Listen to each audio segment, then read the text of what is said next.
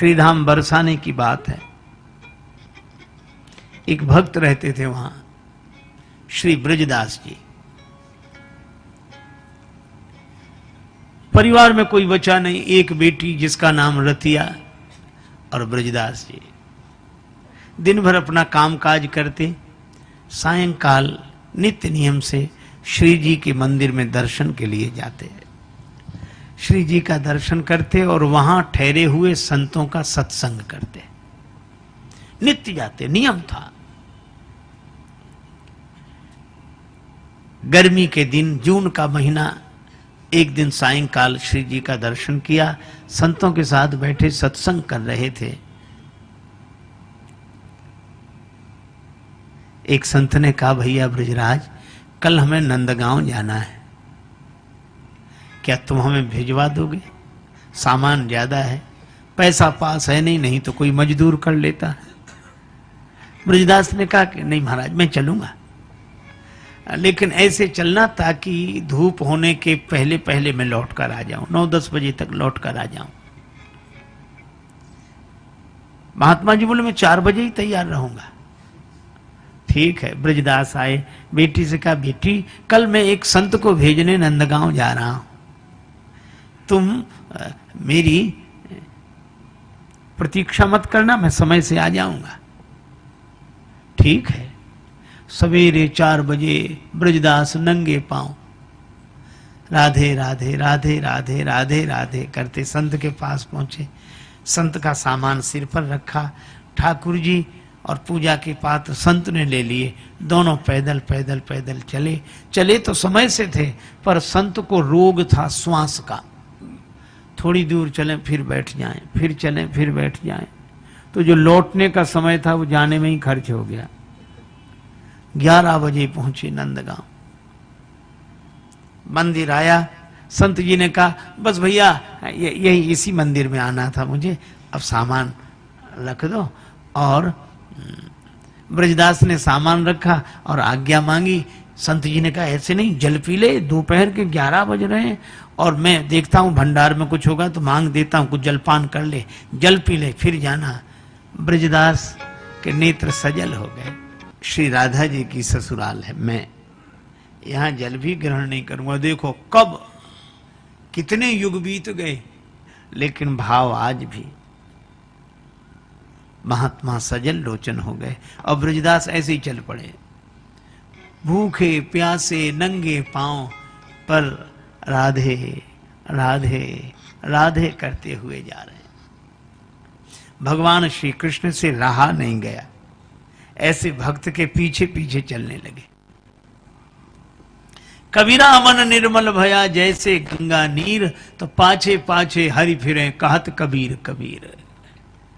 भगवान पीछे पीछे, जहां जहां बछड़ा चले तहां चले जावे गैया, और कह दादू जहां चले संत जन तहां तहां जाए रमैया। भगवान पीछे पीछे, ब्रजदास राधे राधे।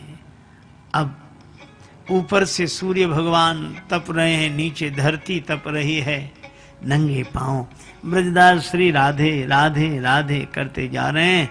आगे एक वृक्ष की छाया में ब्रजदास श्री राधे कहकर मूर्छित होकर गिर गए। भगवान श्री कृष्ण प्रकट हो गए और ब्रजदास को जगाने लगे। जगा जगा के थक गए, बोलत नहीं कछु बैन, भक्त वछल नंदलाल के भरी आए 2 नैन। भगवान के दोनों नेत्र भर आए। सोचने लगे, उद्धार अनेक जनों के किए, खल मारे हैं एक से एक बलि, गजगीध अजामिल और द्रौपदी लख दीन, सभी की विपत्ति दली। अब की या भक्त से पालो परो, जेहि पे चतुराई न एक चली, अब याही के प्राण विनीत बचे, यदि आवे यहां वृषभानु लली। उन्हीं में अधिक प्रेम है श्री राधिका जी को। भगवान श्री राधिका जी के मंदिर में गए। मंदिर में मधुर संगीत सुनकर श्री राधा जी मगन। भगवान श्री कृष्ण को देखकर बोली, खरी दोपहरी जेठ की ऐसे में ब्रजराज, दासी पर करके कृपा आए हो के ही काज। अच्छा, हमारे भगवान श्री कृष्ण तो बड़े विनोदी, इनका विनोदी स्वभाव कभी नहीं जाता। तो श्री राधा जी की ओर देखकर मुस्कुराकर बोले, मंदिर में संगीत सुन मगन हो रही आप, और नंदगांव की डगर में डरो तुम्हारो बाप। नंदगांव के मार्ग में राधिका जी ने कहा कि प्रभु कैसा पिता, मैं समझी नहीं। अब भगवान मुस्कुराते भी जाते पर नेत्र सजल हो आए। श्री कृष्ण भगवान ने कहा कि राधिका जी, इस घोर कलिकाल में हमारे तुम्हारे संबंध के कारण बरसाने वासी एक भक्त ने नंदगांव में जल तक नहीं पिया, मूर्छित होकर पड़ा है, आप उसके भोजन लेकर चलो। श्री राधिका जी ने कहा कि अवश्य। राधिका जी की इच्छा से ही सारी तैयारियां होने लगी। भगवान बोले, लेकिन सुनो सुनो, आपको इस तरह धूप में आते देखकर कहीं उसका दिल दहल ना जाए, आप एक काम करो, राधा रूप में नहीं, उसकी बेटी के रूप में चलो।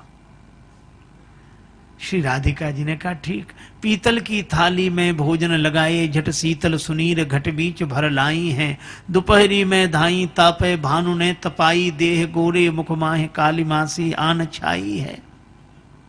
झलका झलक आए अनेक झलकाए से, पाए पियराए से प्रत्येक पीर पाई है। भक्त ब्रजदास की विनीत भव बाधा हरण, रतिया को रूप आज राधा धरे आए हैं। रतिया के रूप ब्रजदास जी के पास जाकर पिता पिता बोलन लगी, प्रिय पुत्री की भांति, और चातक के मुख में परी मनहु आने के स्वात। श्री ब्रजदास से श्री राधा जी कहती, पिताजी पिताजी, और ये मधुर बोली सुनकर मूर्छा दूर हुई। श्री ब्रजदास ने श्री राधिका जी को रतिया रूप में देखा तो वे रतिया समझ कर ही चरणों में, बेटी तू मेरी कितनी चिंता करती है, तू ना आती तो आज मेरे प्राण ना बचते, बड़ी कृपा, मन होता है तुझे देखता ही रहूं, आज पता नहीं कौन सा आकर्षण है कि तुझे देखने का बहुत मन होता है। श्री राधिका जी ने कहा, संतान तो सबको अच्छी लगती है, लेकिन आप भोजन कर लो, मैं भोजन लाई हूं। ठीक है भोजन कर लूंगा। श्री राधिका जी दर्शन देती रही, फिर बोली कि अब घर में कुछ मेहमान आए हैं, मैं चलूं? ठीक है बेटी तुम जाओ, मैं शाम तक आ जाऊंगा। श्री राधा रानी तो थोड़ी दूर जाकर अदृश्य हो गई।